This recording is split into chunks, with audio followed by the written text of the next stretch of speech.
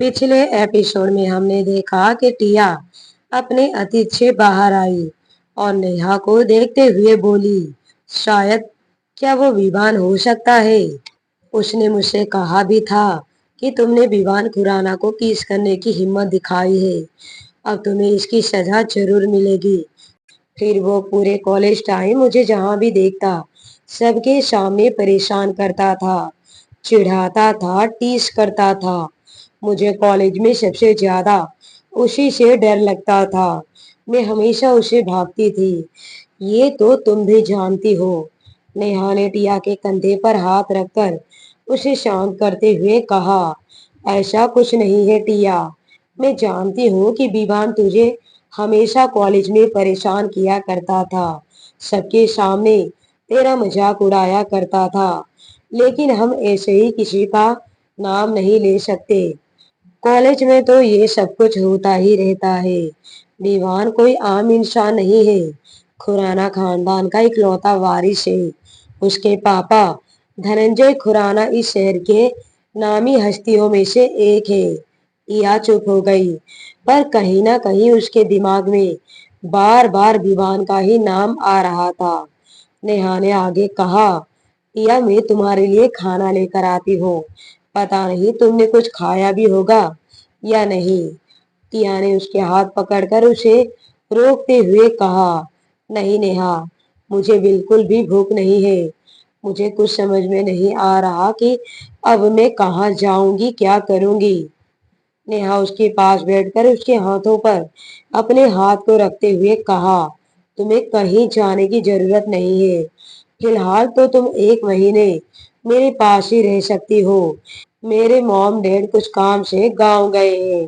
फिर एक महीने तक मैं तुम्हारे लिए रहने का इंतजाम कर दूंगी और कहीं ना कहीं जॉब का भी कुछ इंतजाम हो ही जाएगा। अब तुम रिलैक्स होकर सो जाओ। उसने टिया को अपने बेड पर सुलाते हुए उसे अच्छे से ब्लैंकेट से कवर कर दिया और खुद उसकी बाजू में लेट गई। टिया बेड पे लेटी लेटी फिर से अपने अतीत में खो गई। उसे अच्छे से याद है, कॉलेज के दूसरे ही दिन क्लास में कोई प्रोफेसर नहीं था। कुछ बच्चे अपनी मन से क्लास से निकल गए तो कुछ बच्चे क्लास में ही बैठकर गप्पे मार रहे थे या कोई बुक खोले बैठी हुई थी कि तभी नेहा उसके पास आती है और बोलती है, ए चश्मिश, चलना, कहीं बाहर चलते हैं। बंद कर अपना ये बुक। चल आज पूरा कॉलेज घूमकर देखते हैं। कैंटीन भी जाएंगे, मुझे तो बहुत ही जोरों की भूख लगी है। टिया ने अपना चश्मा ठीक करते हुए कहा, ठीक है चल। उसने अपना बैग लिया और दोनों कॉलेज के कैंपस की ओर जा रहे थे कि उन्हें एक ओर से बहुत ज्यादा शोर सुनाई देता है। उस तरफ कॉलेज का फुटबॉल कोर्ट था। वहां लगभग सभी लड़कियां और आधे से ज्यादा लड़के बस एक ही नाम चीयर कर रहे थे, विवान विवान। दोनों उस भीड़ में से आगे निकल जाती है। तभी टिया देखती है कि ये जो बच्चे विवान विवान चीयर कर रहे थे, ये विवान कोई और नहीं बल्कि ये कल वाला ही विवान था जो कल उसे सबके सामने किस किया था। टिया ने हड़बड़ाते हुए कहा, नेहा मुझे नहीं देखना ये फुटबॉल मैच, चलना चलते हैं। उसे इस तरह से हड़बड़ाते हुए देखकर नेहा ने हैरानी से कहा, क्या हुआ, इतना मजा आ रहा है और तुझे जाना है? तुझे जाना है तो तू जा, पर मैं तो देखकर ही जाऊंगी। टिया ने कहा, ठीक है मत आ, मैं ही जा रही हूँ। टिया बाबस उस भीड़ से बाहर निकल जाती है कि उसके कानों में किसी की आवाज सुनाई देती है, ए चश्मिश, कहाँ जा रही है? टिया ने मुड़कर देखा तो दो लड़के उसके सामने खड़े हो जाते हैं और ये दोनों लड़के कल वाले रैगिंग गैंग के ग्रुप के ही लड़के थे। टिया ने उनसे बिना कोई बहस के वापस जाना चाहा, पर उनमें से एक लड़के ने उसका हाथ पकड़ लिया। कहाँ जा रही है चश्मिश? कल जब मैंने तुझे किस करने के लिए कहा तब तो तुझे बड़ा शर्म आ रहा था। जब किसी और को करना था तो बड़े ही मजे से करने लगी। ऐसा क्या है उसमें जो मुझ में नहीं? उसकी बात सुन उसके पास वाले लड़का जोर जोर से हंसने लगा। टिया ने अपना हाथ छुड़ाने की कोशिश करते हुए कहा, देखिए, कल आप लोगों ने कहा था कि अगर मैं अपना पनिशमेंट पूरा करती हूँ तो फिर आप लोग मुझे कभी रैगिंग नहीं करेंगे। उस लड़के ने कहा, हाँ तो नहीं करेंगे, बस अभी एक किस कर दे। दोनों लड़के उसके साथ बदतमीजी कर रहे थे और टिया खुद को छुड़ाने की कोशिश कर रही थी कि तभी उन लोगों की खींचातानी में विवान की नजर उन पर जाती है और वो फुटबॉल कोर्ट के मैदान को छोड़कर उन लोगों के पास पहुंच जाता है। उसने टिया का हाथ उस लड़के के हाथ से छुड़ाकर टिया को अपने पीछे करते हुए सामने के लड़के से कहा, तो सुधरेगा नहीं ना। सामने के उस लड़के ने कहा, देख विवान, तू मुझे हर बात के लिए नहीं टोक सकता। विवान ने एक तिरछी मुस्कान के साथ कहा, इस कॉलेज में सिर्फ एक ही शख्स का राज चलता है और वो है खुद विवान। यहाँ वही होगा जो मैं चाहूंगा। निकल जा यहाँ से और आज के बाद फिर किसी भी लड़की का हाथ उसके बिना मर्जी के पकड़ा तो तेरा ये हाथ तेरी जिस्म से अलग होगा। सामने उस लड़के को उसके पास वाले लड़के ने कहा, चल रॉकी, इसमें तो बहुत ज्यादा एटीट्यूड है, इसे ना एक दिन कॉलेज के बाहर मिलते हैं।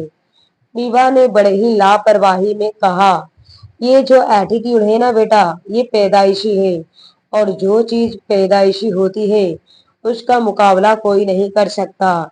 विवान की बात सुनकर वो दोनों दांत पीसते हुए वहां से चले गए। टिया भी वहां से जा ही रही थी कि तभी विवान ने उसका हाथ पकड़ लिया। ए चश्मिश, तो मेरे सामने आने की दोबारा से हिम्मत की। टिया ने हैरानी से विवान को देखने लगी। विवान ने आगे कहा, 1 मिनट, कहीं ऐसा तो नहीं कि तू मेरे पीछे पड़ी है, मुझे सेड्यूस करना चाहती हो। टिया ने एकदम से अपना सिर ना में हिलाते हुए कहा, नहीं नहीं, मुझे तो पता भी नहीं था कि आप यहाँ पर है। विवान ने उसकी कमर से उसे पकड़कर खुद से चिपकाते हुए कहा, जो भी हो चश्मिश, सामने आई है तो सजा भी तुझे जरूर मिलेगी। उसने टिया के होठों को अपने होठों से जोड़ना चाहा, लेकिन टिया उसके सीने पर अपने दोनों हाथ रखकर उसे खुद से दूर धकेल दिया और भाग गई। उसे इस तरह से भागता हुआ देखकर विवान के चेहरे पर एक तिरछी मुस्कान आ जाती है। टिया अपने अतीत के बारे में सोचते सोचते कब उसकी आंख लग गई, उसे खुद को पता ही नहीं चला। अगले दिन सुबह उसकी आंख डोर नोक से खुली जो नेहा ही जानबूझकर डोर पर खड़ी होकर नॉक कर रही थी। टिया की आंखें खुली तो उसके सामने नेहा का मुस्कुराता हुआ चेहरा था।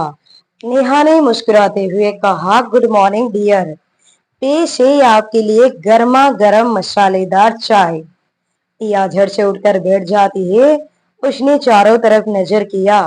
उसे याद आया कि वो इस वक्त अपने बेस्ट फ्रेंड के घर पर है। उसने उदासी से अपना सिर नीचे कर दिया। नेहा चाय का कप लेकर उसके पास आकर बैठी और बोली, अब इस उदासी को मार गोली और जाकर फटाफट हाथ मुंह धो ले। अब तेरे सामने है मिस नेहा के हाथों की बनी गर्मा गर्म चाय। नेहा अच्छे से जानती थी कि टिया अंदर से काफी ज्यादा टूट चुकी है। वो बस इस वक्त टिया के मूड को ठीक करने के लिए मजाकिया अंदाज में बोल रही थी, लेकिन इससे कोई खास फर्क नहीं पड़ा। टिया अभी भी काफी उदास लग रही थी।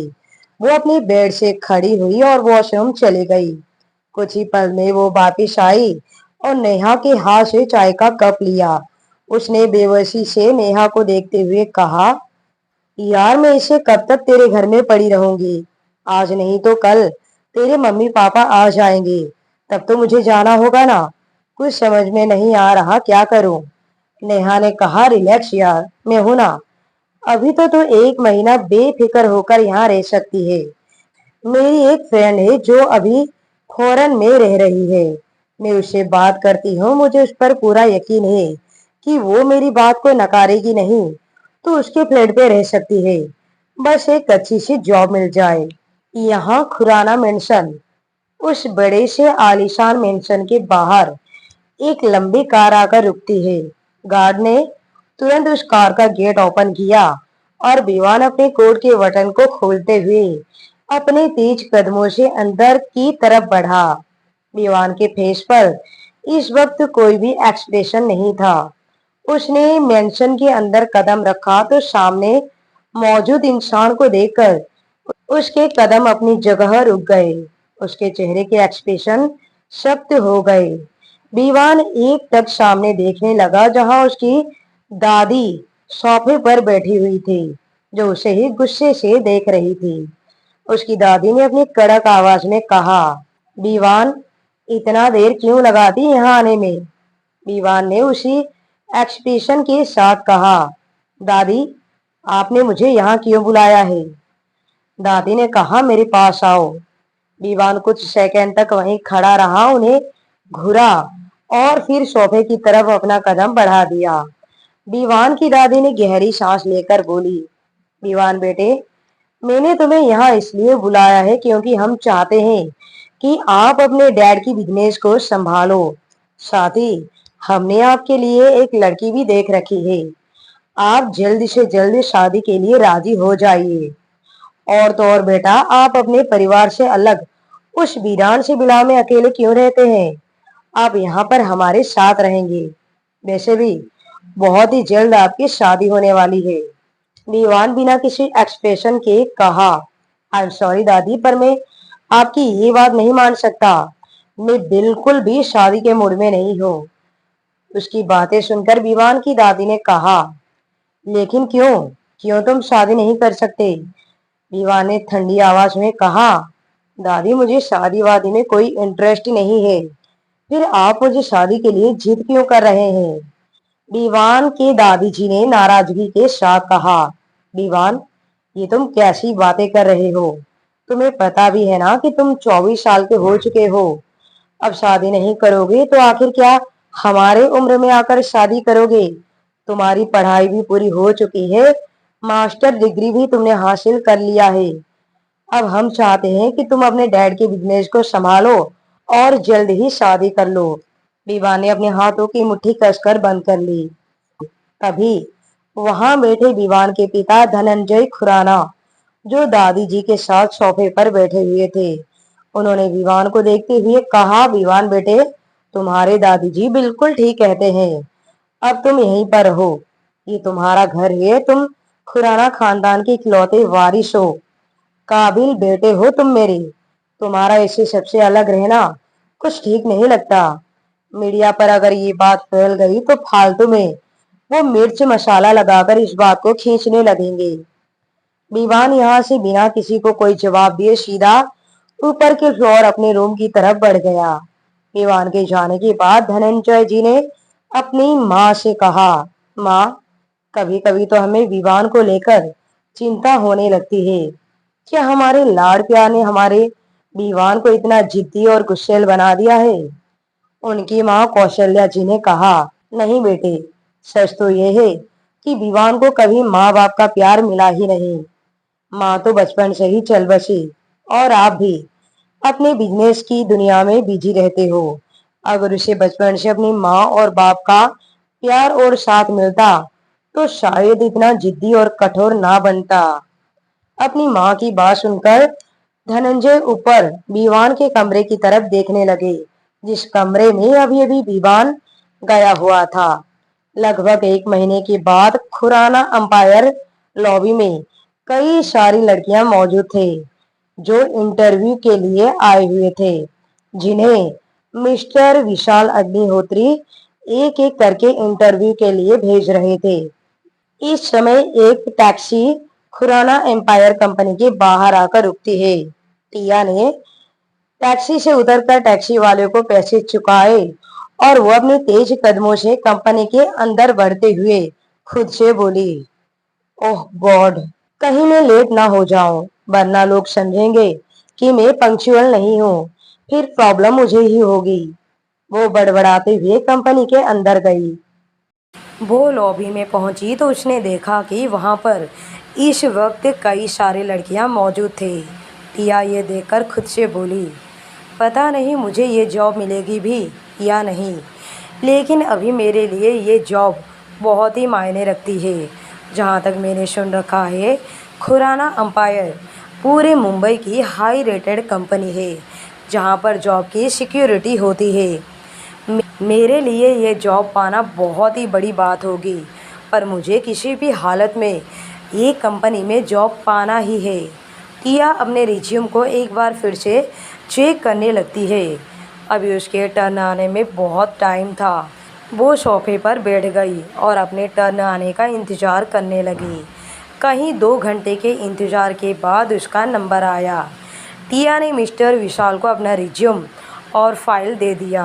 मिस्टर विशाल ने उसे अंदर लेकर कैबिन में गए, जहां इस वक्त 3 इंसान बैठे हुए इंटरव्यू ले रहे थे। टिया ने पूरे कॉन्फिडेंस के साथ अपना इंटरव्यू दिया और फिर वो अपनी जगह से उठते हुए बोली, thank you all of you. I hope कि आगे चलकर मुझे आपके साथ वर्क करने का मौका मिले। इंटरव्यूअर ने अपना सिर हिलाया और टिया वहाँ से चली गई। अब आगे क्या होगा? क्या टिया को उसी कंपनी में जॉब मिलेगी जिस कंपनी को विवान खुराना संभालने वाला है? अगर ऐसा हुआ तो क्या होगा जब दोनों होंगे आमने सामने? अब आगे की कहानी सुनने के लिए बने रहिए फील माई लव कहानी पर। साथ ही आप सबसे रिक्वेस्ट है कि आप अपने दोस्तों से इस कहानी को शेयर करें, कहानी को लास्ट तक पढ़ें और अभी तक आपने इस चैनल को सब्सक्राइब नहीं किया है तो प्लीज़ करें। अगर आपका प्यार इस कहानी को मिलता रहा तो ये कहानी लास्ट तक बनी रहेगी। कहानी में बने रहने के लिए थैंक यू।